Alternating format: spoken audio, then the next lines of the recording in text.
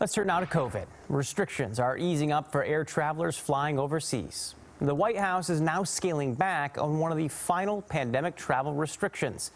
Fox 13's Alejandro Guzman spent the day at SeaTac talking with travelers about those new rules. Just as we kick off summer, we're lifting one of the last COVID travel requirements.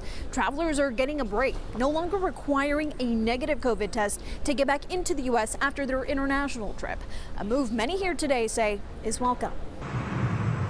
Taking off overseas getting easier and cheaper without the additional cost of COVID testing, as the White House and the CDC ditched the 17-month-old requirement, saying it is, quote, no longer necessary. Michael Park, who is headed to London today, says the move comes at a good time for him and many other travelers. I'm actually pretty excited because that's going to save me some time. Frank Seymour is a busy businessman traveling within the U.S. and for the most part Canada, forcing him to get tested as many as 20 times within the last year. The worst part, he says, scheduling the appointment within 24 hours of your trip. But it's very, very inconvenient. Feeling relieved about the update, Frank says this will only add to the staffing shortages he and many other passengers are already dealing with. Getting here from Miami, they didn't have any flight attendants. So we were 4 hours late. The airlines are going to have to get more employees, and I don't know where they're going to find them. The update in regulations comes as the CDC says, on average, more than 100,000 Americans are testing positive for the virus. It's always a risk when you travel in this day and age.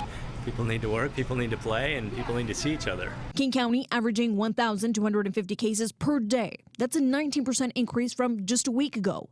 Hospitalizations are up as well, with 2%, an average of 15 a day. Still, many say this is a step in the right direction. Things are good as long as you're responsible and taking care of yourself if you do get sick. Another big step, the White House preparing to get shots into the arms of America's youngest, those 6 months to 5 years old, as soon as next week.